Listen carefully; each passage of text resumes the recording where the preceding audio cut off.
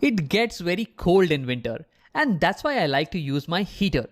It gives out a lot of heat. Whereas in summers, it gets very hot, and that's when I like to use my AC. It takes in a lot of heat. So just like these devices, we also have certain chemical reactions that give out a lot of heat or take in a lot of heat. For example, if you burn coal, coal is mostly made of carbon. So when you burn it, you get a lot of heat and light energy. And another example is if you burn a magnesium ribbon, it will burn with a dazzling white flame, giving out a lot of heat and light energy. So these kind of reactions that give out a lot of energy are called exothermic reactions. And you can guess the meaning of it by knowing the meaning of the words. See, exo, it means external or out, and thermic, this means something to do with heat. Meaning the reactions that give out heat, they will be called exothermic reaction. Whereas we have some other kind of reactions, like burning of iron sulfate. Now when you burn this, there will be a color change happening, there will be some gases that will be released. So definitely this is a chemical reaction. But in this reaction, we are not getting a lot of heat or light energy. In fact, we had to supply a lot of heat energy to initiate this chemical reaction. Now these kind of chemical reactions are called endothermic chemical reactions. Now the meaning of this is, endo means internal or in, and thermic means heat, something to do with heat. So the reactions in which heat is taken in, they are called as endothermic reactions. Now before we look at other examples, let me first tell you why certain reactions give out heat and why certain other reactions take in heat. Now let's look at the atomic picture. So if you have some atoms that are sticking together in a molecule and you want to pull them apart, so for this you need to provide some energy. Energy is required to pull away the atoms in a molecule. Now we can understand this from a magnet analogy. If there are two magnets that are attracting and are stuck together, so to pull them apart, we need to provide some energy. Now on the contrary, if there are two atoms that are attracting each other, and if we let go of them, then they will come together, and in this process energy will be released. Now we can understand this also from a magnet's analogy. If there are two magnets that are attracting each other and we let go of them, then they will come together and stick. There will be sound generated, tuck, right? And sound is also a form of energy. So in this example, if two magnets are attracting and we let go, they come and stick together and sound energy is released. Similarly over here, when two atoms are attracting each other and we let go of them, they come together and energy is released. Now see, in any chemical reaction, there will be rearrangement of atoms happening. Few atoms will be going away from each other and few atoms will be coming together. Now whenever two atoms are going away, we will need to provide energy for this. And if two atoms are attracting and they are coming together, then in this process energy will be released. Now if in total a lot of energy is being released in the chemical reaction, we call it exothermic reaction. Whereas if in total a lot of energy was required, then we call that reaction as endothermic reaction. You can understand this more clearly from an example of buying and selling. Imagine that you are buying a phone and you bought it for rupees 100. So you invested 100 rupees in buying it, but you sold this phone and you were able to sell it for rupees 200. So in total you made profit in this transaction. This transaction gave out more money. So you can call that this transaction was an exo money process. It gave out more money. Whereas imagine you had bought this phone for the same price, rupees 100, but you were able to sell it for a lower price, say rupees 50. In this case, you lost money in this transaction.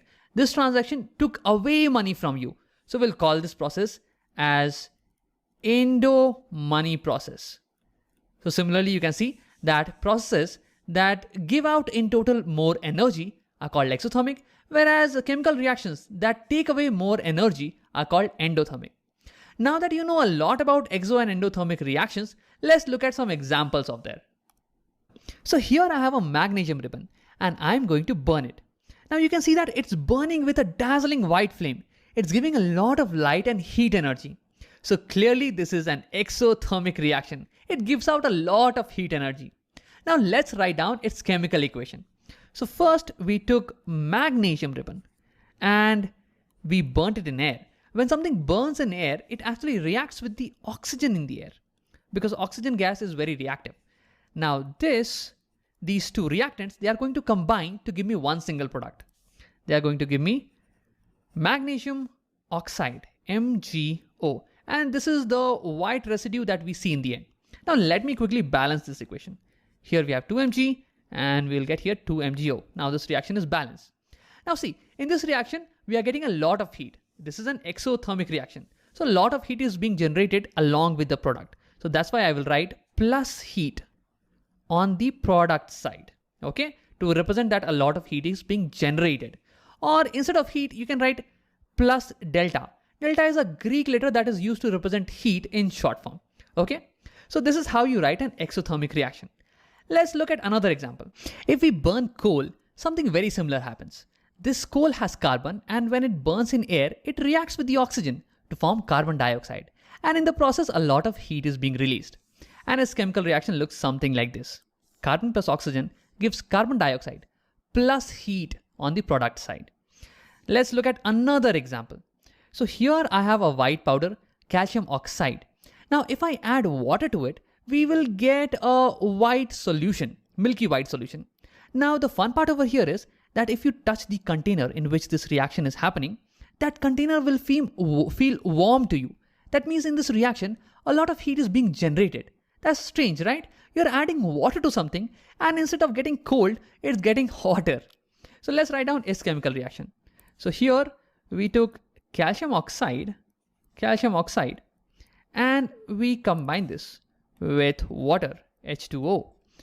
And in the product side, we are getting calcium hydroxide, calcium CaOH whole 2. And along with this, also a lot of heat is being generated, heat plus delta. So these are some examples of exothermic reactions. And you also saw how do we represent them in chemical equations. We write plus heat on the product side because along with the product, we get a lot of heat energy.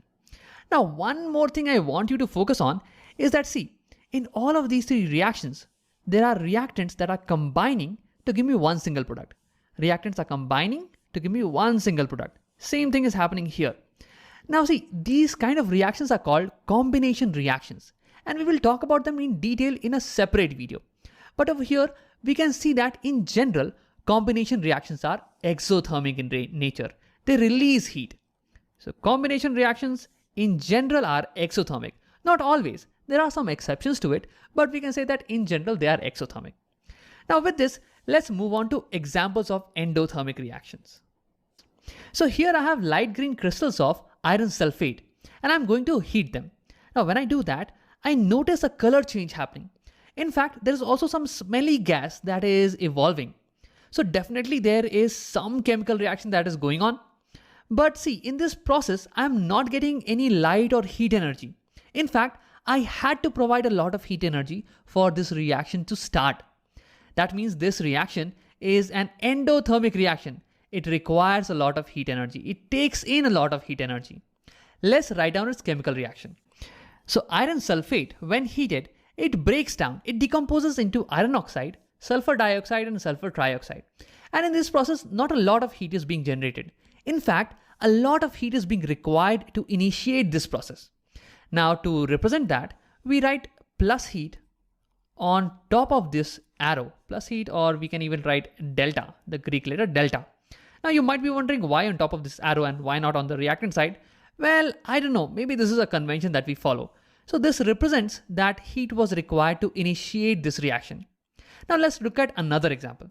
I have a white powder of silver chloride and I'm going to leave it outside under the sun or any light for that matter. After some time, I see that there is a color change over here. The white powder is turning grayish in color. So what's happening over here is that silver chloride, it's taking in energy from sunlight and it's breaking down into silver and chlorine gas. So this is also an example of endothermic reaction. Here, the compound takes in energy in the form of sunlight. So to represent that, I will write sunlight on top of this arrow. Okay. Now let's look at another example. Here, when I pass electricity through water, I can see that some gases are evolving.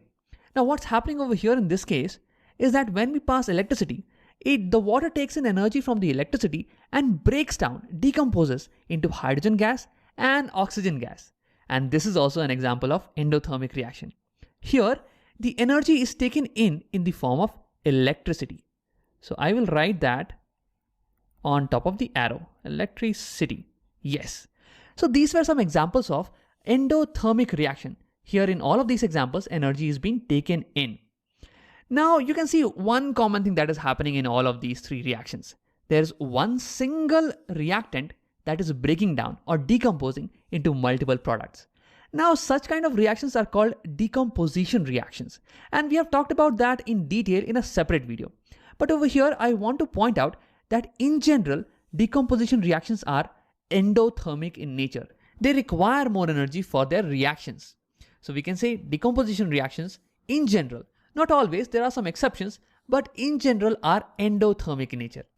Okay, now let's summarize the video.